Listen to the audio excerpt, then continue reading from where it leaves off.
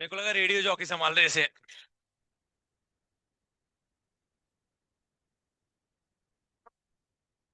शिवले कहाँ था तू?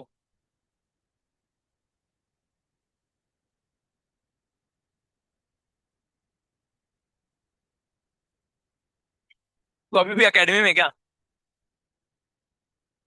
ये हरकतों के हिसाब से तो निकाल देना चाहिए। हाँ।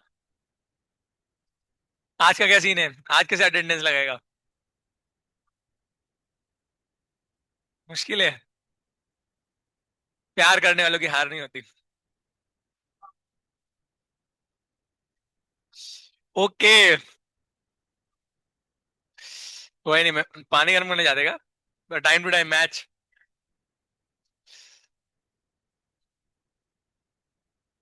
Good boy.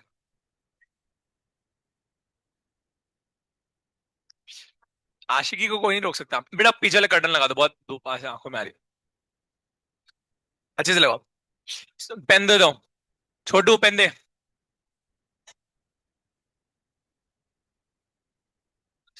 इस आज ही तेरे पेरेंट्स के बारे में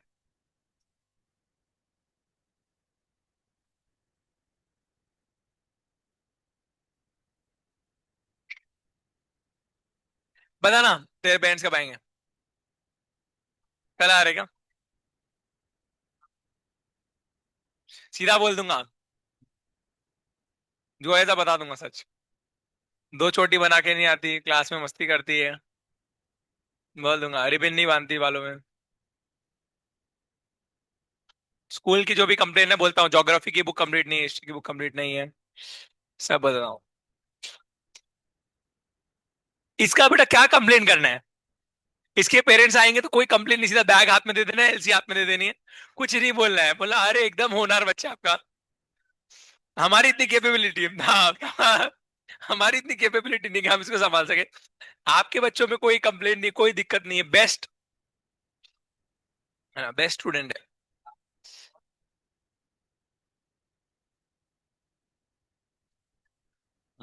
हेकर हेकर। क्या आपको लगता है किसी को श्रेयरी में कोई प्रॉब्लम है? नहीं। श्रेयरी में कोई प्रॉब्लम नहीं है, सब चीजों में बेस्ट है। आप देखो, कोई एक चीज बता दो जिसमें बेस्ट नहीं है। ठीक है। हर चीज में आगे एकदम अव्वल नंबर पे है। वाह। कौन है ये? अरे किताब है बेटा। फ्लायर थोड़ी है ऐसे उड़ा के फेंक रहे हो। फ्रिस्बी समझ लिया है, ले भाई।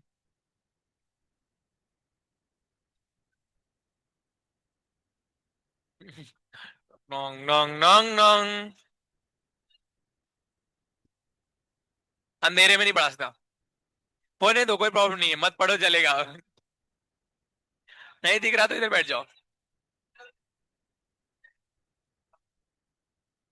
अंधेरे में तुम लोग बैठते हो, तुम लोग को नींद आती है ना, मेरे को सब दिखाई दो। हाँ तो नहीं, इधर बैठो फिर। चलेगा। ऐप में लॉगिन करके देखो। चुपचाप बैठो, गपचुप पढ़ाई करो, नाटक नहीं। ए सूरती पेन नहीं तो गर्ल्स के लिए रुक जाओ। साजिश से। हाँ मैं सुनो, आज पीटीएम के लिए मैं नहीं हूँ, ठीक है? तो आज कितने लोग के पेरेंट्स आ रहे हैं? क्या खुशी है भाई तू। एकदम आत्मा ही खुश हो गई इसकी तो। हाँ कल हूँ मोस्टली।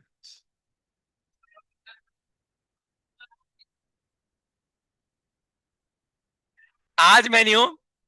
और आज तुम लोग की किस्मत बहुत अच्छी है, अगर किसी के पेरेंट्स 1:30 बजे आ रहे हैं, किसी पेरेंट्स मिल लेता हूँ। अभी है क्या आए हुए किसके पेरेंट्स है? किसी खुश हुई वही है।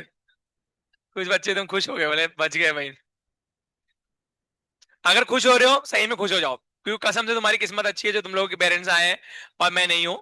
आज जैसे मेरा मूड बहुत खराब है ना। आज मेरा मेरा कल एग्जाम है, पीएचडी का प्रेजेंटेशन है। और मेरे फ्रेंड ने नालायक ने दो प्रेजेंटेशन बनाने में, दोनों में से कुछ भी हाथ भी नहीं लगाया उसको। बोला कि क्या बोलते हैं, मैं कुछ काम में बिजी था ये वो। तो इसकी वजह से उसको कुछ हुआ नहीं है। रिप्लाई भी दे रहा, क्यों नहीं किया।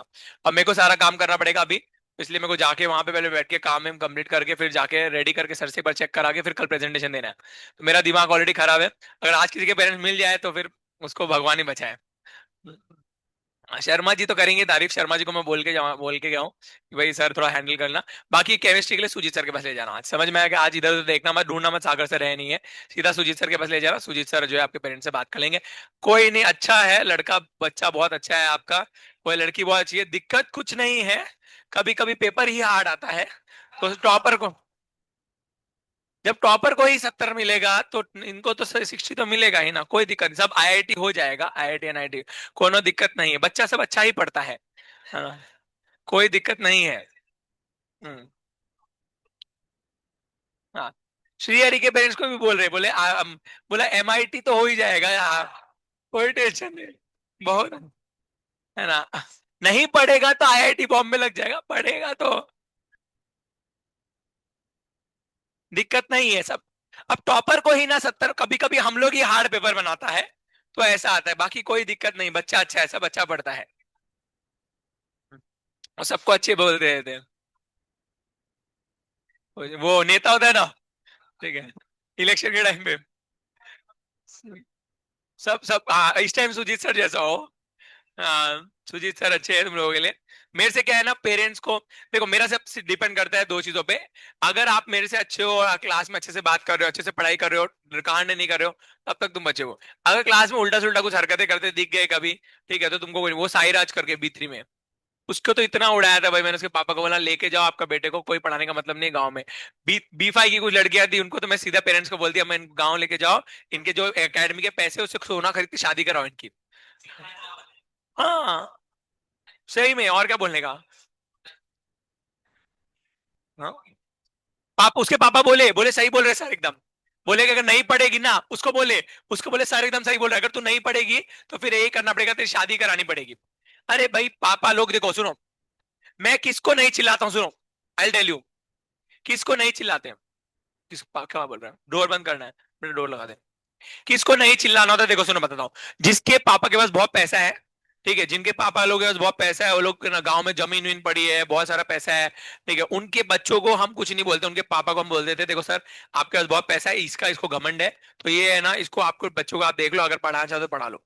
जैसे लास्ट टू लास्ट ईयर एक लड़का था, उसके बाप का पूरा हॉस्पिटल था वहां पे गाँव में, तो उनको कोई टेंशन नहीं था उनके ना, और एक थे वो पॉलिटिक्स में थे, उनकी मम्मी लोग पापा लोग, तो उनका टेंशन, तो उनको बोला कि अच्छा लड़का है, कोई नहीं, पढ़ाओ, पढ़ता तो ठीक है, नहीं पढ़ा तो आप लोगों का तो घर का ही बिजनेस है, तो मतलब आपके हिसाब से देख लो। तो जो बट जिन लोगों के घर वाले यार खेती वेती करते हैं, पापा लोग जॉब करते हैं, टीचर है, प्रोफेसर है, ठीक है, बिजनेस में है, कोई जॉब में, वो लोगों को यार, आप लोगों को शर्म आनी चाहिए, आप लोग के पेरेंट्स, मतलब ऐसा नहीं, बट आप सीरियसली सोचो यार, आपके पेरेंट्स कितना मेहनत करके आपके लिए पैसा कमा रहे हैं, ठीक है, आपके लिए एक साल का यहाँ पे 2.5-3 लाख रुपए भरना है, वो तो वो 2.5 लाख रुपए उनको जमा करने के लिए अपने सैलरी में से कितना उनको ऊपर लोड आता होगा और कितना उनको कष्ट करना पड़ता होगा।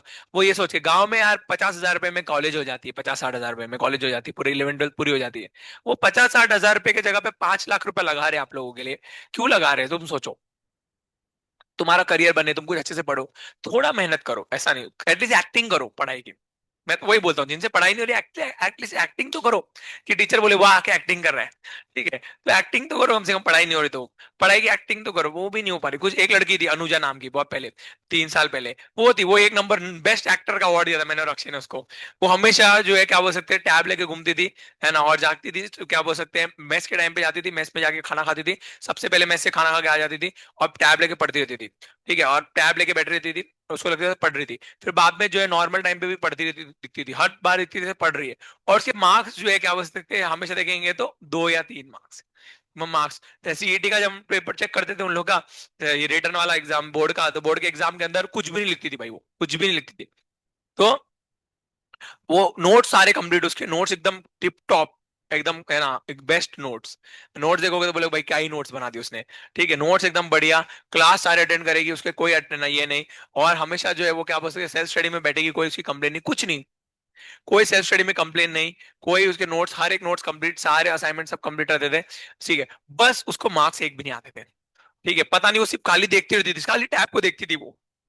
और हम लोग को पहले लगता था कितनी सिंसियर है यार, क्या पढ़ाई करती है यार ये। जब मैं उस बैच में पढ़ाने आया, मैं देखा तो एक हफ्ता, बोल तो मैं एक हफ्ते में पहले मार्क्स, मैं मार्क्स ज्यादा पूछा नहीं, पहले हफ्ते पढ़ाया, दूसरे हफ्ते पढ़ाया, मेरे को लगा कितनी सिंसियर लड़की होगी, तो मैंने बोला अक्षय को, मैं बोला यार क्या सिंसियर, अक्षय बोला हाँ यार क्या सिंसियर लड़की है, एकदम अच्छे से पढ़ती रहती है, कोई नहीं, नोट्स भी अच्छे से कंप्लीट करती है। फिर उसके बाद हम लोगों ने सी पेपर लिया, प्रीलिम्स का, बोर्ड का है ना, से बोर्ड का एग्जाम, उसमें चेक किया, उसमें उसने जो है 2 सप्लीमेंट भर के लिखा था, मुझे लगा 2 सप्लीमेंट भर के लिखा है। 2 सप्लीमेंट में सिर्फ क्वेश्चन ही लिखे थे, क्वेश्चन और क्वेश्चन आंसर भी क्वेश्चन ही, वो भी 3 अलग अलग क्या बोल सकते हैं हैंडराइटिंग के अंदर। भाई साहब मेरा जो दिमाग खराब, मेरे को लगा चलो भाई पहली बार कुछ है ना मिसमैच हो गया होगा, पढ़ाई नहीं किया होगा, दिमाग खराब होगा, घर में कुछ प्रेशर होगा, प्यार से बुला के पूछा बेटा कुछ हुआ क्या, घर में कुछ प्रॉब्लम है क्या, पढ़ाई क्यों नहीं कर रहे हो, ये वो ऐसे नॉल। बोली सर मैं करूंगी, कोशिश करूंगा, ठीक है नेक्स्ट टेस्ट। नेक्स्ट टेस्ट में भी सेम, नेक्स्ट टेस्ट में भी सेम। मैं जाकर ऋतुजा मैम को पूछा, ऋतुजा मैम से उसकी हिस्ट्री निकलवाई, देखो सारे टेस्ट में उसको कमी मिलती है 2 या 3। बोले सर वो एक नंबर एक्टर है, नंबर 1 एक्टर। तो ऐसे लोग भी होते हैं भाई, आप पता ही नहीं चलता भाई, इतने टाइम तक हमको पता ही नहीं चला, तो हम मार्क्स देखे हमको पता ही नहीं चला कि तो इसलिए बोलते हैं ऐसे एक्टर लोग भी होने चाहिए। तो उसने मेस का एकदम बखूबी यूज किया, हॉस्टल का भी बखूबी यूज किया, उसने बताया कि हॉस्टल और मेस को कैसे यूज करना है, बिना अकेडमी वालों के नजरों में आए कि आप हॉस्टल मेस यूज करने आए हो। ठीक है, कुछ बच्चे सिर्फ हॉस्टल मेस के लिए आए होते हैं, उनको पढ़ाई से कोई लेना देना नहीं होता, बोलते हैं हॉस्टल में एंजॉय करेंगे, मेस में खाना खाएंगे। ठीक है, बट क्या होता है वो यहाँ पे पढ़ाई नहीं करते ना, तो ऐसा लगता है पता चल जाता है कि हॉस्टल और मेस के लिए एडमिशन ली वो लोगों ने। बट उसने ऐसी एक्टिंग की कि हमको समझ में नहीं आया कि वो हॉस्टल और मेस के लिए आई है। तो ऐसे आप भी एक्टिंग करो, आपके बारे में बोले वाह क्या एक्टिंग कर रहे हैं। तो अगर आप लोग जो है एक्टिंग नहीं करते हो सही से तो ठीक है बच जाओगे, बट अगर आप पकड़े गए हो तो आपको कोई नहीं बचा सकता। जैसे कुछ बच्चे टैब देखते हुए पकड़े गए, कुछ बच्चे जो है क्या बोलते हैं टाइम पास करते हुए पकड़े गए, उन लोगों को कोई नहीं बचा सकता, मैं याद रखना, मेरे आंखों से तो कोई नहीं बचा सकता। और पढ़ाई नहीं लिखाई नहीं कर रहे हो, नोट्स कंप्लीट नहीं करते हो, नोट्स के टाइम पे किसी और को दे देते हो, तो प्रॉब्लम ही है। ठीक है, सिंसियर हो, थोड़ा बहुत पढ़ते हो तो ठीक है, ठीक ठाक है, मेहनत करने बोलो और पढ़ सकता है इतना बोल के छोड़ देते हैं। पर नालायक पना करते हुए दिखे हो अकेले क्लास के अंदर मेरे को, मेरे से कभी बदतमीजी की, कोई टीचर से बदतमीजी की है ना, क्लास के अंदर सोते रहते हो, कोई नहीं बचा सकता तुमको, याद रखना। मैं तो नहीं बोलूंगा, मैं बाकी सब चीजों में अच्छा हूँ, बाकी कोई चीजों में आप बोलोगे सर हर चीज में आपको आपका यूनिट टेस्ट का पेपर दे दूंगा, सब दे दूंगा, क्लास में ज्यादा चिल्लाऊंगा नहीं, बट पेरेंट्स टीचर मीटिंग में कोई नहीं बचा सकता। ठीक है, बिकॉज आपके पेरेंट्स बहुत कष्ट करते हैं और वो कष्ट करके आपको पढ़ा रहे हैं, तो उसकी जो है मेरे को वैल्यू आपको भले नहीं होगी, तो इसलिए मैं तो सब सच बताऊंगा। तो बच के रहना भैया, वे प्रे ही करना कि मैं ना ही मिलूं तो ही अच्छा है, अगर मैं मिला तो कोई बचा नहीं सकता। वो डिपेंड करता है मूड पे, अगर मूड खराब है तो। लास्ट ईयर तो 2 लड़कियां ने एडमिशन कैंसिल करा दिया था मैंने, तो मस्त मैंने पेरेंट्स को बोला, मैं प्लीज सर घर लेके जाओ इनको, बिल्कुल काम की नहीं आपकी बच्चियां, मैं आपको बोल रहा हूँ नहीं होगा। ठीक है, वो लोग बोलेंगे एडमिनिस्ट्रेशन वाले आपको कि हो जाएगा ये वो, तो जब मैम राज्य के सर आपको बोलेंगे हो जाएगा, मैं आपको बोल रहा हूँ मैं टीचर उसका नहीं होगा, ले जाओ। तो उसने कैंसिल करा दिया फाइनली, मेरे को बहुत अच्छा लगा। और अरे कितना देखो ना, वो उनके पापा खेत में काम करते हैं, है ना, वो खेत में खेत छोड़ के आए हैं, उनके पापा का शर्ट और कपड़े देख के मतलब ऐसा किसी के कपड़ों पे कमेंट नहीं करते हम लोग। ठीक है, कपड़ों से कोई भी इंसान व्यक्ति पैसे वाला नहीं होता। मुझे लिटरली रोना आ गया था उस दिन, क्यों हमने हमारे मम्मी पापा को देखा है, मेरे पापा को देखा कैसे उन्होंने मेहनत की है। तो भाई मुझे तो नहीं पसंद आता भाई ये चीज, उसके पापा वहां से खेत से काम करके आए, खेत छोड़ के आए, आके भी पहले मुझसे बातें कर रहे बोरवेल का पानी छोड़ने का है, ये करने का है, वो काम है, ऐसे वे। तो इतना वो लोग उसके पापा बोल रहे हैं लड़कियां इतनी नालायक है, बिल्कुल मेहनत नहीं करती, क्लास पे ध्यान नहीं देती। कितना बुरा लगेगा भाई, मेरे को उनके पापा के लिए बुरा लगा, मेरे को रोने कैसे हो गया, मतलब भाई इसका बाप कितना मेहनत करता है और ये बच्ची इतना नालायक है ना। और वो लोग को शर्म भी नहीं लड़कियों को, मैं उनको चिल्ला रहा हूँ तो ऐसे भी नहीं कि कम से कम रो के आंखों में आंसू आ जाने चाहिए भाई हमारे पापा के बारे में बोल रहे हैं, हमारे पापा इतनी मेहनत करते हैं, वो नालायक लोग पीछे हंस रही है कुछ नहीं सर है ना, मतलब ऐसे बच्चों को कुछ नहीं हो सकता। इस केस में भाई मैं सीधा बोलता हूँ, जिन लोगों तुम लोग के पेरेंट्स मेहनत करते हैं, वो लोग कष्ट करके पैसा लेके आते हैं, उनकी पूरे इमोशंस लगे हुए हैं, ये याद रखना भूलना मत।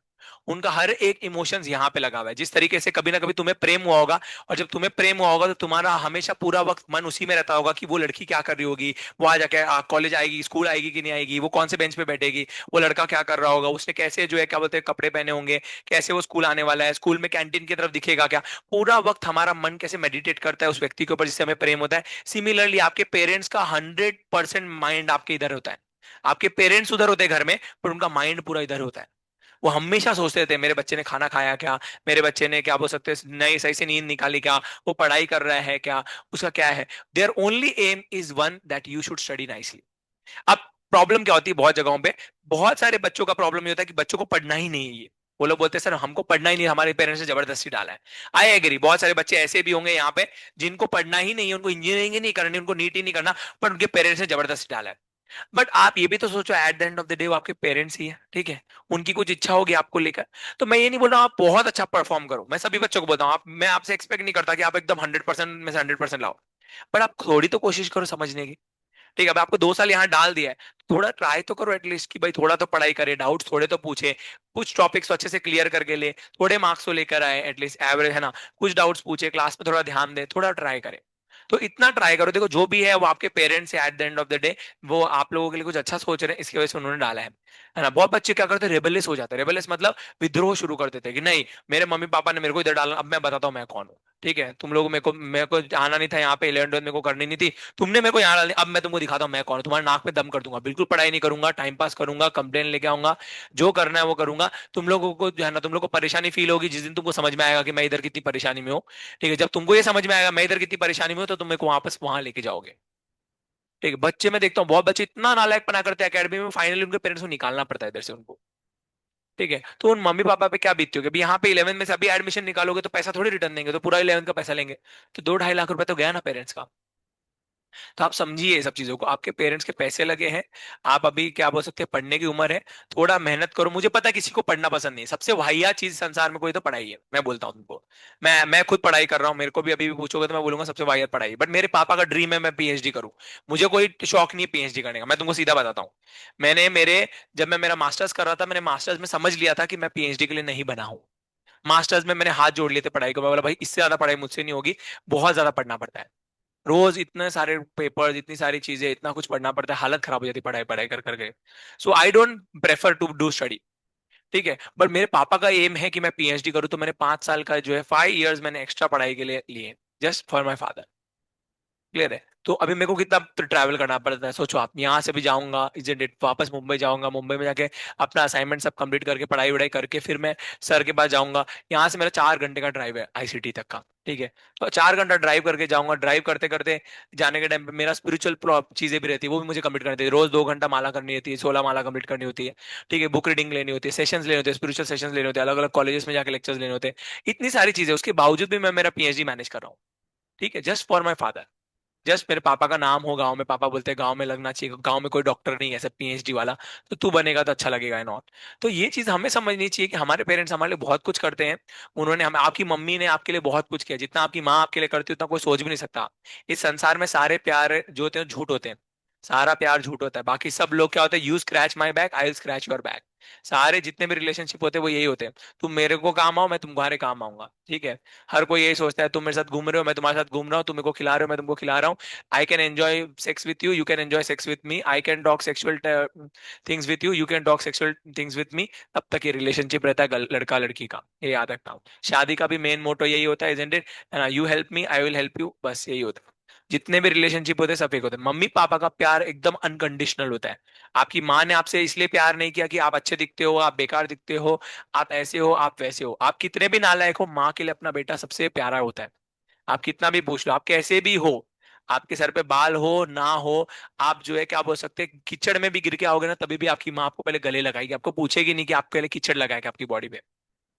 ठीक है, ऐसे मम्मी पापा का प्यार होता है। ये समझना, अगर आप कहीं जाना, आप कीचड़ में गिर के आओगे, आपके क्या बोल सकते हैं दूसरे कोई फ्रेंड्स आएंगे ना, पहले बोलेंगे, "ए, जल जा नहा के आ, फिर बाद में मिल"। बट जब छोटा बच्चा गिर जाता है कीचड़ में तो माँ पहले गलत से लगाती है, रोता रहता है। तो माँ का प्यार उतना होता है, पापा का प्यार उतना होता है, वो मेहनत करके भी आपके लिए सब कुछ लेके आते हैं। तो उसकी इज्जत करते हुए आप लोग को थोड़ा समझना चाहिए कि यार एटलीस्ट मैं मेरे मम्मी पापा के लिए पढ़ाई करूँ, बाकी किसी के लिए पढ़ाई नहीं करूँ चलेगा, पर मेरे माँ बाप के लिए मैं पढ़ाई करूँ। मैं किसको पागल बना रहा हूँ, बच्चे, बहुत सारे बच्चों को मैं देखता हूँ घर पे फोन करके बोलते हैं कि हाँ ठीक हूँ मैं, अच्छा पढ़ाई चल रहा है, और क्या होता है एग्जाम में मार्क्स क्यों कमाए, टीचर ने अच्छा नहीं पढ़ाया। एग्जाम में मार्क्स क्यों कमाए, है ना, इस टाइम पेपर ही हार्ड आया था, एग्जाम में मार्क्स कम गए, इस टाइम मेरे को सर्दी हो गई थी, खोखला हो गया था, इस टाइम खाना बहुत तीखा बन गया था, मेरे को पेट का प्रॉब्लम हो गया, इस टाइम मार्क्स कम आए, इस टाइम मार्क्स कम गए, है ना, इस टाइम मैंने पढ़ाई नहीं, क्वेश्चन सॉल्विंग सही से नहीं हुआ था। तो ऐसे देखोगे तो बच्चे इतने सारे आप रीजन देते हो, आप सोचो आप किसको पागल बना रहे हो, जो मम्मी पापा आपके लिए सब कुछ करते हैं, isn't it? Jin mummy papa ने आपको जन्म दिया, क्लियर है, उनको ही आप पागल बना रहे हो, आप किसको पागल बना रहे हो, आप सोचिए। So don't fool them. ठीक है, चलो झूठ बोलने की टेंडेंसी होती है, मेरे में भी है, मैं भी बोलता हूँ कि मैं ऐसा नहीं बोलूंगा कि जब मैं पढ़ता था तो मैं मम्मी पापा को सच बोलता था, मैं भी बोलता था कि हाँ इस टाइम मार्क्स कम है तो ये नो। बट आप ये समझिए कि थोड़ा आपको ट्राई करना पड़ेगा। एक दिन झूठ बोल ठीक है, दूसरी बार झूठ बोलो, हर टेस्ट में अगर आप झूठ बोल रहे हो तो आप अपने आप को पागल बना रहे हो। ठीक है, थोड़ा मेहनत करो, थोड़ा पढ़ाई करने की ट्राई करो, डाउट्स पूछो, नहीं समझ में आ रहा तो फिर से लेक्चर देखो। ठीक है, तो वो सब चीजें आपको करनी पड़ेगी। जो टॉपिक आपसे छूट गए, हार्ड है, छोड़ दो, जो टॉपिक इजी है उनको तो करो, फिर से लिस्ट ऑफ टॉपिक्स बनाओ कि ये टॉपिक इजी है, ये मैं करूंगा, अगला जो टॉपिक आएगा उसको ध्यान से सुनना शुरू करो, तो मजा आएगा आपको। अपने अच्छे फ्रेंड्स पकड़ो, ऐसे फ्रेंड्स पकड़ो जो पढ़ाई में अच्छे हो, उनको जाके पूछो कि भाई तू बता मेरे को, तूने ये कंसेप्ट पढ़ा होगा, मैंने ये कंसेप्ट पढ़ा नहीं, तू मेरे को बता। तो ऐसे सब चीजें आप लोगों को करनी पड़ेगी। Then if you don't do this, then आप लोग कभी आगे नहीं बढ़ोगे। सो इसलिए respect your parents, respect the culture, ठीक है, और आप लोग ऐसे आगे बढ़ो, थोड़ा सा आपको मेहनत करना पड़ेगा। ओके। सो अभी शुरू, तो इसलिए पेरेंट्स टीचर मीटिंग में आई कैन नॉट लाई, मैं तो झूठ नहीं बोलूंगा, मैं तो सब सच बोलने वाला हूँ। तो गेट रेडी, ध्यान रखना। ठीक है, शुरू करेंगे टॉपिक इसके बारे में। तो अभी कल के क्लास में हम लोगों ने क्या किया था? आइसोमेरिज्म कर रहे थे ना? हाँ, तो अभी आइसोमेरिज्म पढ़ेंगे हम लोग थोड़ा सा आगे और।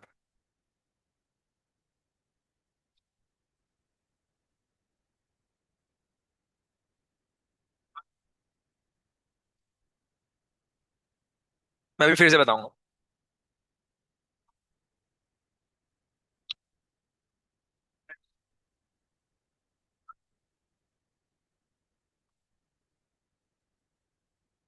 एक सेकंड रुको।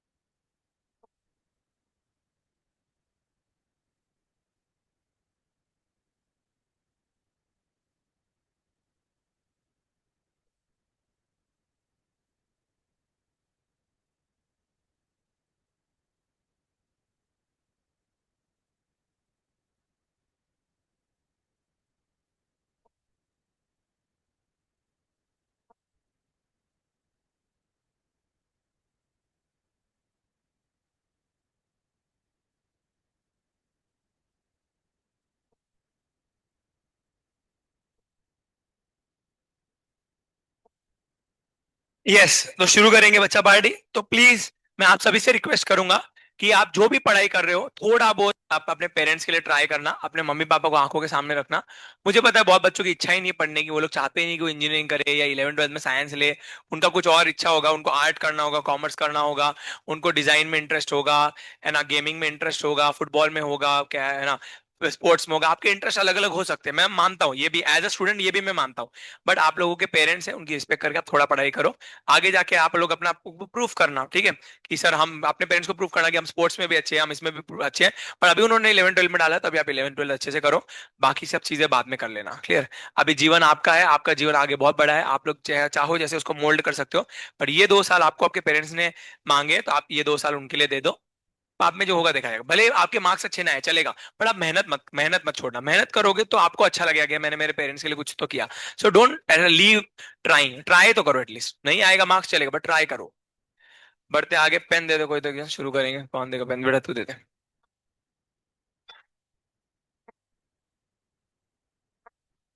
सो सी दिस, लास्ट क्लास में हम लोग आइसोमेरिज्म पढ़ रहे थे। आइसोमेरिज्म में हमने केसेस देखे, M A2B2 से शुरू किया था, ठीक है। तो A2B2 से देखेंगे तो AABB ऐसे लिखेंगे क्या हम लोग? क्लियर हो गया? अब ऐसे लिखा मैंने AABB, तो इसको लिखने के बाद ये ट्रांसपेयर होते हैं, इसमें से एक को कांस्टेंट कर दूंगा, इसको से स्विच कराऊंगा, तो आंसर क्या आ जाएगा? AB AB। सही है क्या? अब सेकंड टाइम इससे स्विच करो, ये A को इस वाले B से स्विच कराओ, आंसर सेम आ रहेगा। AB AB आ रहेगा। हाँ, तो इसको सेम आ रहा है तो खोड़ देंगे क्या? यस। तो अब देखेंगे, या ए कोई भी किसी के भी टर्म्स में देख सकते हो, ए के टर्म्स में देख लेंगे आप लोग। ए के टर्म्स में ए सेम डब्बे में तो क्या होगा? ट्रांस। और ए जो है क्या बोल सकते हैं, अलग अलग डब्बों में तो क्या हो जाएगा? सिस। अब आप बोलो सर ए के टर्म्स में नहीं देखना हम लोग को, बीबी के टर्म्स में देखना, तो बीबी के देख लो। बीबी सेम डब्बे में क्या हो जाएंगे तुम्हारे? ट्रांस। और अलग अलग डब्बे में क्या हो जाएंगे? सिस।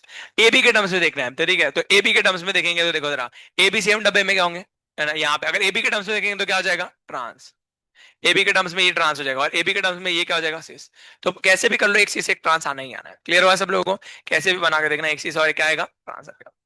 बढ़िया। अब बढ़ते आगे, अगर मान लो मैं लेता हूं MA2BC, सही है क्या? अब इसमें देखेंगे A और BC ऐसे लिखेंगे क्या? तो ऐसे लिखने के बाद अभी हम क्या करेंगे, इस A को कांस्टेंट करेंगे, और इस वाले को इससे स्विच करेंगे, तो आंसर क्या आ जाएगा? AB और AC। अब इसको वापस करके देखना, आंसर सेम ही आएगा। सेम आएगा तो एक, अभी किसके टर्म्स में देखना है आप लोग? ए के टर्म्स में देख लो या BC के टर्म्स में देख लो। ए के टर्म्स में देखेंगे, ए क्या हो जाएंगे? ट्रांस। और यहाँ पे ए क्या हो जाएंगे? सिस। तो एक से एक ट्रांस आ गया क्या? GI। क्लियर? अब ये तो यहाँ तक तो आप लोगों ने सॉल्व कर लिया होगा। अब बढ़ते हैं आगे, नेक्स्ट वाले और ट्राई करके देखेंगे। अब मान लो आप लोग बोलेगे सर M A4 निकालना है, A4 निकाले क्या?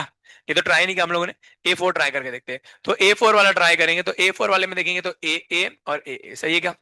अब किसी को कैसे भी स्विच कराओ, आंसर हमेशा क्या आएगा? ए आएगा क्या? तो सिस और ट्रांस कुछ आएगा क्या? अरे भैया, हाँ, कैसे डिफाइन करोगे ट्रांस है? देखो, सब तो ए ही है ना। नहीं समझ में आया? अभी देखो जरा, मैं ए ये ले लूंगा, ए और ये ए और ये। अब तुम बोलोगे सर ये दोनों क्या है, ए और ए किस पे ट्रांस पे? पर ए के बाजू में ए है तो ये सिस भी तो हो गया। समझ में आया क्या? क्लियर हो गया? तो ए के बाजू में ये होता तो ये ज्योमेट्रिकल आइसोमर होगा नहीं। बॉन्ड एंगल में चेंज होना चाहिए। देखो, दोनों ए के बीच में, तुम बोलोगे सर ए के बीच में कितना है, 180 डिग्री का। बट ए और ए के बीच में 180 है, तो यहाँ पे भी तो ए ही है, तो इस ए और ए में कितना हो जाएगा, 90 डिग्री हो जाएगा क्या? तो बॉन्ड एंगल में कहां से चेंज आया? क्लियर हो गया? कितना भी करके ए के बाजू में 90 डिग्री पे ए रहा, बॉन्ड एंगल में। अब बोलोगे सर ये दोनों भी सेम ही ग्रुप है ना, सेम ग्रुप का क्या लगेगा, सेम ही क्या लगेगा, आपका इफेक्ट लगेगा। समझ में आएगा? ग्रुप चेंज हो जाता तो बात अलग होती, बट सेम ग्रुप है, सेम ग्रुप के अंदर बॉन्ड एंगल जो है चेंज नहीं हो रहा, तो इसकी वजह से जो है ये पॉसिबल नहीं है। क्लियर हो गया? बहुत बढ़िया। तो ये तो पॉसिबल, तो यहाँ पे क्या आएगा, कोई अभी सेम पेयर आते जाएंगे। अगर सेम पेयर आते हैं कोड दो, अगर एक ही पेयर आ रहा है तो सिस्ट्रांस एग्जिस्ट करता नहीं है, तो इसमें जीआई होगा नहीं। अब देखो जरा, नेक्स्ट करेंगे A3B करो, चलो ये वाला ट्राई करो, MA3, ये वाला ट्राई करो सब लोग।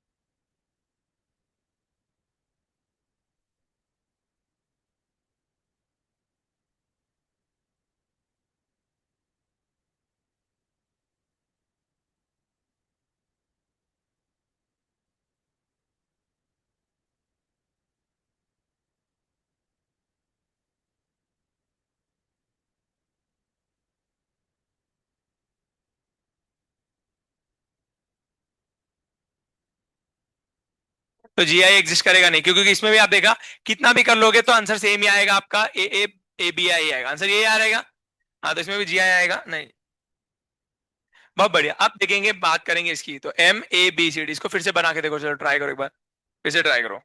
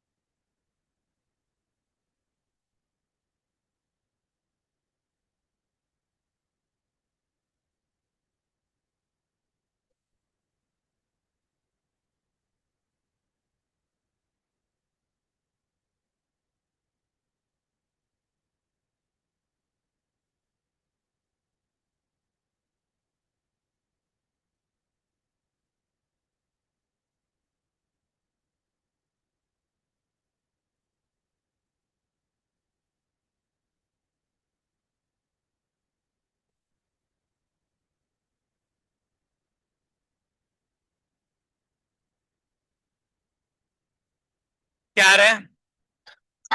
अब देखो, ABCD आ रहा है क्या? अब स्विचिंग कराएंगे, ध्यान से देखते जाओ, अगर सही से करोगे तो कुछ प्रॉब्लम नहीं आएगी, कहना चुका चुकी करोगे तो कुछ नहीं होगा। देखो जरा, ए को कांस्टेंट रखा, बी को सी के साथ, ए सी आ गया, और यहाँ पे क्या आ जाएगा, बी डी। सही है क्या? अब सेकंड टाइम मैं इस बी को इस डी से स्विच कराऊं, सही है, तो ये आ जाएगा। अभी तीनों पेयर अलग अलग है, इसमें ए बी है, इसमें ए सी है, तो सेम नहीं है, और ए डी तीनों और ये भी सेम नहीं है, तो ये क्या आ जाएगा, अब देखेंगे। अब किसके टर्म्स में लेना है, अब सवाल आएंगे सर जी आई कितने आए, तो 3 GI आएंगे। अब तीन में से सर कितने सिस कितने ट्रांस, यहाँ पे गड़बड़ कर दे बच्चे लोग, तो ध्यान से सुनो कैसे निकालेंगे। अब ए बी के टर्म्स में देख ले क्या, तो ए और बी सेम डब्बे में तो क्या हो जाएंगे, ट्रांस, है ना। अब मान लो ए और बी, यहाँ पे ए इस डब्बे में, बी इस डब्बे में, तो क्या हो जाएगा, सिस अलग डब्बों में, ए इस डब्बे में, बी अलग सिस, तो कितने आएंगे, 2 सिस और एक क्या आएगा, ट्रांस। समझ में आया अभी, क्लियर हो गया। तो अगर आपको पूछेंगे भैया कि कितने बनेंगे, तो जीआई कितने बनेंगे, 3, और उसमें से 2 क्या होंगे, सिस, और एक क्या होगा, क्लियर हुआ। बहुत बढ़िया, अब बढ़ते आगे, बोलो क्या हुआ, डाउट है, नहीं कह लोगे ये सब। तो अभी समझ लो सर कुछ नहीं समझ में आया सर, है ना, आपने जो भी बोला आप अच्छे हो, बट कुछ समझ में नहीं आया। तो देखो जरा मैं आपको बताता हूँ क्या है इसमें केस। अगर आपको कुछ भी नहीं समझ में आता तो भी कोई टेंशन की बात नहीं, मैंने आपको पहले बोला था कि मैं आपको लॉजिक से समझाऊंगा, बट अगर आपको लॉजिक से समझ में नहीं आता तभी भी कोई टेंशन की बात नहीं है, लॉजिक की जरूरत नहीं पड़ेगी, आप बिना लॉजिक के भी आप आंसर निकाल सकते हो इसके अंदर। तो उसी के बारे में हम देख रहे हैं अभी। ये 5 केसेस है, 0 0 2 2 3, बस इसको याद कर लेना, क्लियर हो गया क्या? किसी को कुछ नहीं याद आता, चार्ट बना के याद कर लो, क्या बना के याद कर लो, चार्ट, है ना, A4 A3B A2B2 A2B C और ABCD, समझ में आ गया। चार्ट बना लो, 0 0 2 2 3, 0 0 2 2 3, इसका चार्ट बना के याद कर लो, रट्टा मार लो, काम हो जाएगा। समझ में आया सब लोगों को, इससे कर लोगे सब लोग, यस, सबसे बेस्ट यही तरीका है, क्लियर। अब आइडेंटिटी की बात करेंगे, तो आइडेंटिटी तो मैंने नोट्स में बना के दिया तुम लोगों को, नोट्स में सब चार्ट विट सब बना के दिया, ताकि तुम लोग को टेंशन ना हो, तुम लोग बोलोगे सर हम लोग को चार्ट विट पता नहीं है, नो, सब तुम लोग को बना के दिया है। आइसोमरिज्म,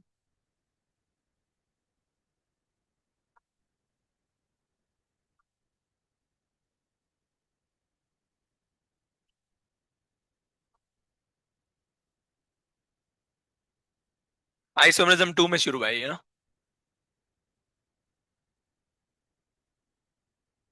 हाँ पे टेंशन बच्चा पार्टी, देखो आइसोमेरिज्म ये इसमें देखेंगे, स्क्वायर प्लेनर की बात करेंगे, मोनोडेंटेड लिगेंड है, ये आपका चार्ट बनता है, चार्ट बना के याद करके चले जाना। 3 होंगे, इसमें से 2 से 1 ट्रांस होगा, क्लियर हो गया क्या, 0 0 2 2 3, 0 0 2 2 3, कर लोगे, बहुत बढ़िया। अब ऐसे ही सिमिलरली मैंने यहाँ पे नोट्स में दिया हुआ है, नोट्स से आप कॉपी कर सकते हो, ठीक है। अभी क्वेश्चन भी दिए हुए, क्वेश्चन देखो कैसा आएगा। क्वेश्चन दिया है ऐसा, प्लेटिनियम अमोनिया 2 और Cl और Br। अब ये कैसा केस है, पहले केस समझो। अमोनिया कितने लगे, 2, तो ये A2 हो जाएगा क्या, ये बी और ये सी, तो A2BC का कितने आता था, तो आंसर निकाल लोगे, एग्जाम में ऐसे क्वेश्चन आएंगे, कर लोगे। अब एक बहुत इंपॉर्टेंट चीज है जो आपको याद रखनी है, आई डोंट नो मैं नोट्स में लिखे कि नहीं लिखे, ठीक है, एक चीज लिखो, चलो फटाफट लिखो, मैं बोलता हूँ, लिखो, प्लेटिनियम, पैलेडियम और ये, प्लेटिनियम रहा, पैलेडियम रहा, और या इरिडियम रहा, और इसके ऊपर कोऑर्डिनेशन नंबर 4 है, कोऑर्डिनेशन नंबर क्या है, 4, ये पक्का क्या हो जाएगा तुम्हारा, स्क्वायर प्लेनर क्या होगा। और अगर जिंदगी कबाड़ा हो गई, ये दिया है और कोऑर्डिनेशन नंबर 4 दिया है, तो इसका आंसर पक्का टेट्राहेड्रल होगा। लिखवा है तुम लोगों को ये ट्रिक, हाँ बस, तो इससे आपका काम हो जाएगा।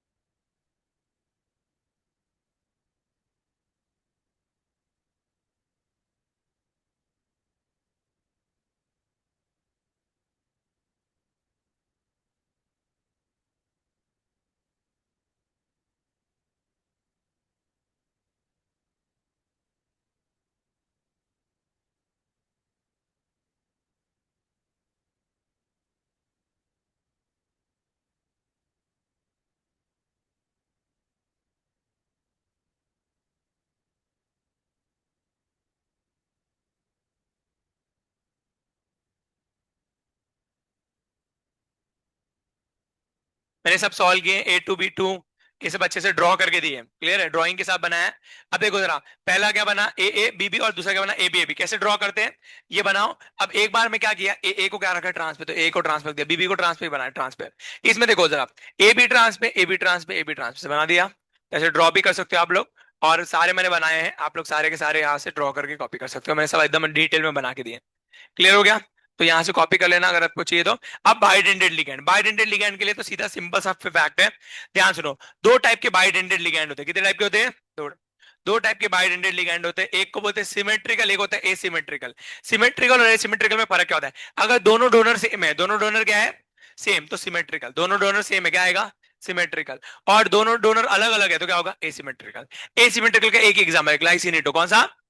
ग्लाइसिनेटो में एक नाइट्रोजन डोनर होता है और एक ऑक्सीजन डोनर होता है, तो एसिमेट्रिकल हो गया। बाकी सारे ईएन में दोनों के दोनों नाइट्रोजन, डीएमजी में दोनों नाइट्रोजन, ऑक्सिलेट में दोनों ऑक्सीजन, सारे जितने भी बाइडेंटेड होते हैं सारे के सारे कैसे होते हैं? सिमेट्रिकल। कैसे होंगे?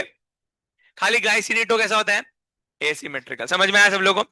अब अगर आपके पास सिमेट्रिकल बाइडेंटेड है, कैसा है? अगर आपके कंपाउंड में बाइडेंटेड लिगैंड दिखाई दे दिया तो आंसर जीरो आएगा। क्या आएगा आंसर? सिमेट्रिकल बाइडेंटेड में आंसर क्या आएगा हमेशा?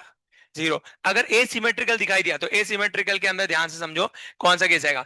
अगर ये ए बी है, क्लियर होगा, एक एक बाइडेंटेड लिगैंड, उसके साथ C2 दिया है, मतलब दो मोनोडेंटेड लिगैंड दिए, जीरो। बट अगर CD दिया है, दो। और क्या बस है? दोनों के दोनों बाइडेंटेड एसिमेट्रिकल, उसके कहेंगे दो। तो ये दो केसेस है, इसको याद कर लेना। क्लियर है? दो को याद, अगर याद नहीं करना, सर हमको याद नहीं करना, आप हमको याद क्यों करवाते हो? हमको तो लॉजिक से समझाओ। तो मैं ड्रॉ करके दिखाता हूँ, देखो ड्रॉ करके बहुत आसान है, याद करने की जरूरत नहीं है। सबसे बेस्ट है आप ड्रॉ करके देखो। देखो मैं ड्रॉ करके दिखाता हूँ, आप खुद बोलोगे सर इतना ईजी कहिए। अगर मान लो मैंने एक लिया M और इसके ऊपर मैंने लिए चार बॉन्ड बना दिए, सही है? और यहाँ पे मैंने बनाया AB, और ये AB ऐसे बाइडेंटेड है तो ऐसे जोड़ के रखने का, ठीक है? समझ में आया सब लोगों को? ये बाइडेंटेड है, ऐसे जोड़ सी। अब ये बाइडेंटेड वाले तो मेरे को स्विच करना है क्या? तो ध्यान से देखो जरा, मैं इस C को इस C से स्विच कर दूं क्या? तो देखो जरा, इस C को अभी देखेंगे, अभी A के सामने कौन है? C है। और B के सामने कौन है? C है ना? अभी ऐसा ही है। अब अगर मैं क्या कर सकता हूँ, इस बाइडेंटेड को ऐसे स्विच कर सकता हूँ, कैसे? ऐसे। अब इसको ऐसे मत स्विच कर देना, समझ में आया? क्यों नहीं कर सकते बताओ जरा? ये बॉन्ड ही तोड़नी पड़ेगी यहां से, समझ में आया? ये बॉन्ड ही तोड़ के इधर रखनी पड़ेगी, तो बॉन्ड टूटेगी क्या अंदर की? नहीं, नहीं समझ में आता। देखो ये कैसे है, ये दोनों जुड़े हुए क्या? तो आप क्या कर सकते हो, इन दोनों को ऐसे घुमा सकते हो, इन दोनों को क्या कर सकते हो? ऐसे घुमा सकते हो। क्लियर हो गया? जैसे ये मेरे दो बाइड, ये समझो ये है, क्लियर हो गया? ये बाइडेंटेड लिगैंड है ए, और ये क्या है? बी। समझ में? एसिमेट्रिक बाइडेंटेड लिगैंड है। अब जो है क्या बोल सकते हैं, मान लेते हैं ये दो मोनोडेंटेड है, क्या है? दो मोनोडेंटेड। अब मैं क्या कर सकता हूं, इसको ऐसे स्विच कर सकता हूं, समझ में आएगा? बट इस उंगली को यहां से काट के यहां लगा सकता हूं क्या? समझ में आया मैं क्या बोलता हूं? क्योंकि ये दोनों जुड़े हुए, दोनों क्या है? जुड़े हुए, तो इसको काटना पॉसिबल नहीं, तो फिर बाइडेंटेड लिगैंड ही पूरा टूट जाएगा, सही है? तो अगर मेरे को बाइडेंटेड लिगैंड को स्विच करना है तो मैं क्या करता हूँ, ए और बी को ऐसे स्विच कर सकता हूँ। समझ में आया? तो अभी स्विच करके देखते हैं, देखो जरा कैसे बनेगा। तो M C तो एज इट इज रहा, C एज इट इज रहा, और यहाँ पे क्या आ जाएगा? ये B, और यहाँ पे क्या आ जाएगा? A। सही का? अब देखो जरा, B के ट्रांस में कौन है? C। और A के ट्रांस में कौन है? C। तो कुछ आंसर आएगा? अरे पहले भी ACBC, अभी भी क्या था? ACBC। समझ में आएगा? तो आंसर आया क्या? नहीं। तो मैंने क्या कर लिया? जीरो। अब मैं सेकंड केस देखूं क्या? सेकंड केस देखो जरा। अब देखेंगे ये वाला, देखेंगे कैसे बनता है। M है, और यहाँ पे A, और यहाँ पे B, और A और B में क्या है? ये। और यहाँ पे C, और यहाँ पे क्या है? D। क्लियर है? बहुत बढ़िया। अब इस केस में अगर मैं देखता हूं तो मैं ए और बी को स्विच करता हूं, पहले ए और बी में देखेंगे ना, तो ए के ट्रांस में कौन है? डी लिखा है क्या यहाँ पे? और बी के ट्रांस में सी लिखा है क्या? चेक करो एक बार अच्छे से। ये लिखा है। अब मैं इसको घुमा दूं क्या? तो घुमाने के बाद कैसे डायग्राम बनेगा देखो जरा। M A, इधर B आ जाएगा क्या? और इधर A आ जाएगा क्या? और इधर C और D एज इट इज रहेंगे, सही है क्या? अब चेक करो देखो जरा, क्या आ गया? B के सामने क्या आ गया? D। और A के सामने C, तो AC और क्या आ जाएगा? BD आ जाएगा। अब ये दोनों अलग अलग है क्या? हाँ। तो एक है ना, तो ज्योमेट्रिकल आइसोमर बनते हैं क्या? यस, तो ये ज्योमेट्रिकल आइसोमर बन जाएंगे। समझ में आया सब लोगों को ज्योमेट्रिकल आइसोमर कैसे बने? और अब कैसे देखिए, सी और डी के टर्म्स में देखो। सी और डी एक बार कैसे देखो सिस में, ना सॉरी, सी और डी के टर्म्स में देखेंगे, ए सी के टर्म्स में देख सकते हैं। ए और सी देखो जरा, एक बार कैसे सी, और एक बार ए और सी कैसे ट्रांस। क्लियर हो गया? ऐसे देख सकते हैं। तो एक सिस बनेगा, ट्रांस बनेगा, दो बनते। अब देखो और एक, अब ये तुम लोग ट्राई करो, एट ये वाला कैसे बनेगा, बना के देखो जरा, दो बनते कि नहीं बनते देखो। AB2 ये वाला ट्राई करो।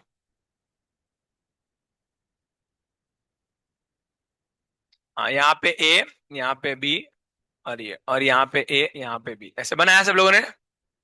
अब किसी एक को ऐसे स्विच कर सकते हैं क्या? हाँ, तो अभी क्या है देखो जरा, ए के ट्रांस में बी है क्या? और ए के ट्रांस में बी, ऐसे लिखा है क्या? अब इसको स्विच कर देगा, स्विच करने का देखो कैसे दिखा देगा। हाँ, तो यहाँ पे ये बी लिख दो और यहाँ पे ए लिख दो, तो यहाँ पे ए और बी आ जाएगा, चेक करो जरा, आएगा सबको समझ में?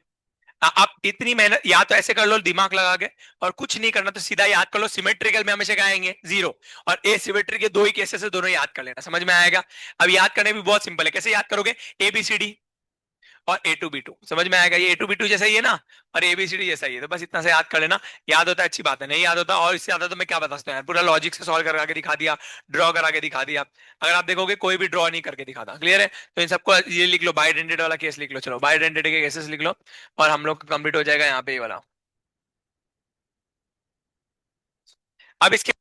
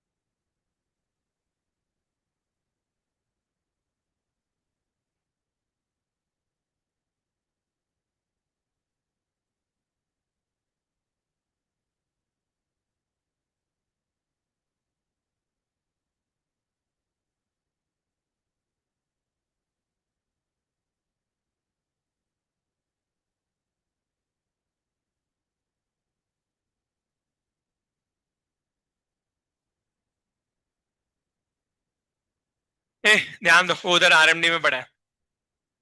नहीं, आरएमडी में पड़ा नहीं होगा, कल होगा। ठीक है, अभी हम लोग बेसिक समझते हैं इसका। बॉयज एंड बॉयज ध्यान दो, क्या हुआ?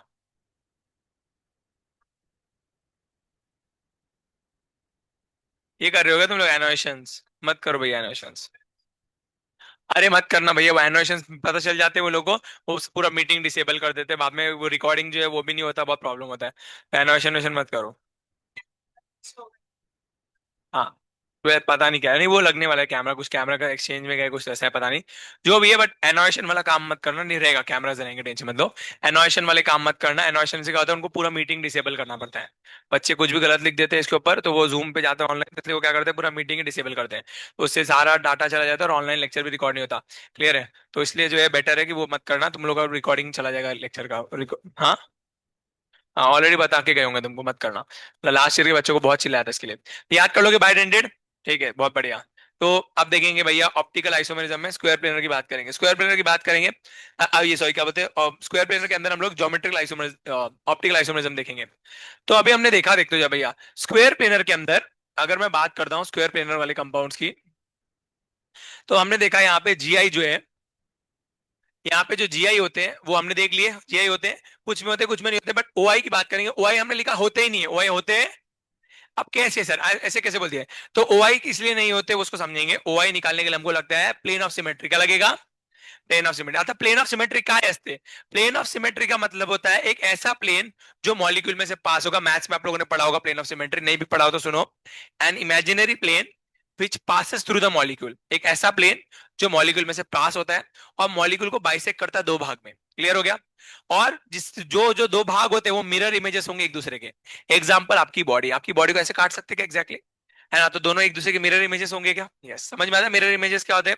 यस, बहुत बढ़िया। तो ऐसी चीजों को हम बोलते हैं प्लेन, तो हमारी बॉडी में ऐसा प्लेन ऑफ सिमेट्री लगेगा, ऐसा लगेगा क्या? नहीं, ऐसा इक्वली डिवाइड नहीं होगा। क्लियर हो गया क्या?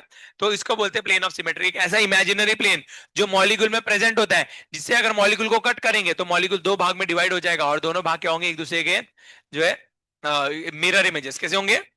तो अभी बना बना के देखेंगे, ठीक है। तो इसलिए बॉयज को तो ध्यान देना पड़ता है, काटना पड़ता है इसके अंदर। गर्ल्स को ऑलरेडी आता है तो कोई टेंशन की बात नहीं है। यस, तो देखते जाओ भैया क्या है क्या नहीं है। अगर मैं बात करता हूँ MA4 की, सुनो रे बाबा, MA4 की बात करूंगा, तो A4 की बात करेंगे तो कैसे बनेगा।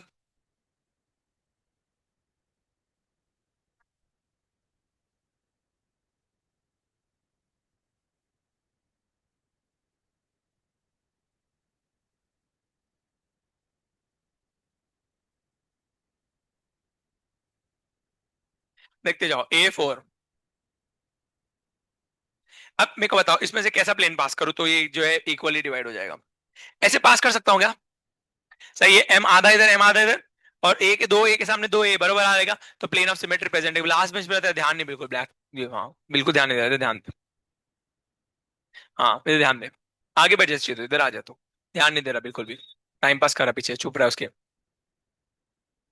हाँ ले, ध्यान दे, बाबा सुनते नहीं बच्चे लोग, पीछे बैठ छुपते थे, यहाँ वहां देखते थे, टैब में पता नहीं क्या देखते रहते हैं, पढ़ते नहीं है। क्लास को स्किप नहीं करना था, देखते अटेंड करना है, स्किप करते थे बच्चे। देखो, तो ऐसे कट जाएगा क्या? यस। तो प्लेन ऑफ सिमेट्री प्रेजेंट है क्या? हाँ। अगर प्लेन ऑफ सिमेट्री प्रेजेंट है, POS इज प्रेजेंट, तो ऑप्टिकली इनएक्टिव हो जाएगा क्या? सही है ना? अरे ये बता था तुम लोगों को, अगर प्लेन ऑफ सिमेट्री प्रेजेंट है ऑप्टिकली क्या होगा? इनएक्टिव। तो इसमें प्लेन ऑफ सिमेट्री है ना? एक ऐसा प्लेन प्रेजेंट है जो क्या करता है, मॉलिक्यूल को दो भाग में डिवाइड करता है। तो प्लेन ऑफ सिमेट्री प्रेजेंट है, प्लेन ऑफ सिमेट्री प्रेजेंट है, तो ऑप्टिकली क्या हो जाएगा? इनएक्टिव। तो OI जीरो आएंगे क्या इसके? यस। अब देखो जरा, नेक्स्ट ऑप्टिकल आइसोमर्स कितने आ जाएंगे? जीरो आ जाएंगे इसके। क्लियर हो गया? ये ऑप्टिकली इनएक्टिव होगा, कैसा होगा? इनएक्टिव। समझ में आया? ऑप्टिकली का हो जाएगा इनएक्टिव। अब देखो जरा, अगर नेक्स्ट केस लेते हैं, नेक्स्ट केस क्या है? A3B, A3B। अब देखो तो, अब देखो तो A3B में कौन सा प्लेन लगाओ, कैसे कट करोगे? A3B को कैसे कट कर सकते हो? हाँ, ऐसे काटोगे, बताओ होगा क्या? ऐसे कट करोगे तो A के सामने A, बट A के सामने B आएगा, चलेगा क्या? नहीं। क्लियर हो गया? तो ये तो पॉसिबल नहीं है। तो अगर देखेंगे तो फिर ऐसे कट कर देगा, ऐसे तलवार चलाएं? नहीं, ऐसे तलवार चलाने से भी नहीं होगा। कैसे चलाएंगे तो? डायगोनल, हाँ। अगर ऐसे कट करूंगा तो ये बी आधा इधर, बी आधा इधर, एम आधा इधर, एम आधा इधर, ए आधा इधर, सही है क्या? और ए के सामने बराबर कौन आएगा? ए। तो हो जाएगा क्या पॉसिबल? समझ में आया सब लोगों को? तो प्लेन ऑफ सिमेट्री प्रेजेंट है क्या? हाँ। तो प्लेन ऑफ सिमेट्री प्रेजेंट है तो क्या आएगा? Optically inactive. क्लियर हो गया क्या? बेटा ध्यान देना, आंख नहीं बंद करनी, ध्यान दो, नींद आ रही तेको। यस। नेक्स्ट देखते जाओ, नेक्स्ट केस क्या है? B, सही है क्या? ऐसे कर लेंगे, A2B2, ऐसे काट देंगे क्या बीच में? तो ए के सामने ए, बी के सामने बी, आ गया क्या? प्लेन ऑफ सिमेट्री प्रेजेंट है क्या? हाँ। तो जब प्लेन ऑफ सिमेट्री प्रेजेंट है तो क्या आएगा? Optically inactive. अरे इनएक्टिव होता है ना, plane of symmetry present, optically inactive. अब नेक्स्ट नेक्स्ट केस देखेंगे, नेक्स्ट केस देखते भैया भैया। A2,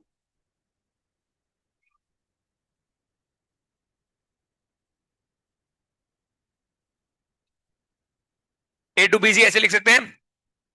अब बताओ कैसे कट करें? ऐसे डायगोनल मार देगा तलवार, तो डायगोनल तलवार मारेंगे, C आधा इधर, M आधा इधर इधर, B आधा इधर हो जाएगा। समझ में आएगा? A के सामने ये आ जाएगा, तो प्लेन ऑफ सिमेट्री प्रेजेंट है, हाँ। तो फिर क्या हो जाएगा? Optically inactive. अब बनाएंगे लास्ट, लास्ट कौन सा बचा तुम्हारा? ABCD।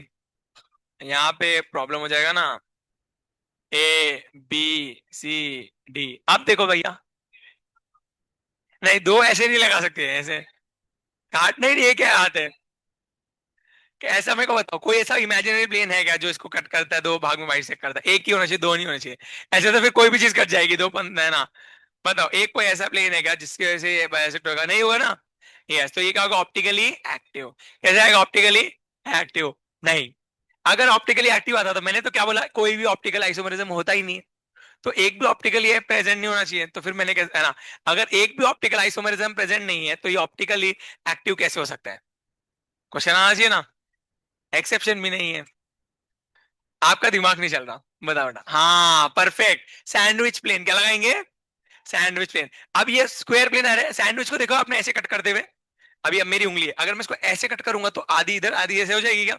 सिमिलरली ये मॉलिक्यूल तो प्लेन पे है, तो मैं इसको ऐसे कट कर सकता हूँ कैसे, लेयर निकाल के। समझ में आया? नहीं समझ में आता? सैंडविच खाए हो ना, ब्रेड होती है ना, ब्रेड को ऐसे बरोबर से काटोगे तो आधा ऊपर आधा नीचे रह जाएगा क्या? तो इसमें सैंडविच में लगेगा नहीं लगेगा? नहीं समझ में आता? मत पढ़ो फिर, नहीं आता तो। मैथ्स के बच्चों को समझ में आना चाहिए। ये किताब देख समझाता हूँ। ये देखो, ये किताब है क्या? अब इसको ऐसे ऐसे ऐसे काटने से अच्छा, हम लोग अभी ऐसे काट रहे थे, ऐसे काट रहे थे, ऐसे काट रहे थे, ऐसे भी कट कर सकते हैं। समझ में आया? तो आधी ऊपर आधी नीचे रह जाएगी क्या? इसको बोलते हैं मॉलिक्यूलर प्लेन। क्या बोलेंगे? Sorry, molecular plane. क्या बोलेंगे? या फिर क्या बोलेंगे आप? मॉलिक्यूलर प्लेन या फिर सैंडविच प्लेन। क्या बोलेंगे? बट सैंडविच प्लेन बुक में मत लिख के आना, ठीक है? बुक में इसका नाम सैंडविच प्लेन नहीं है। बुक में क्या बोलते हैं? Molecular plane. क्या बोलेंगे? मॉलिक्यूल जिस प्लेन पे एग्जिस्ट करता है, मॉलिक्यूल इस वाले प्लेन पे एग्जिस्ट कर रहेगा, तो ऐसे प्लेन पे कट हो जाएगा क्या? इसे बोलते हैं। तो अगर आप देखोगे सभी के अंदर लग जाएगा ना, इन सबको ऐसे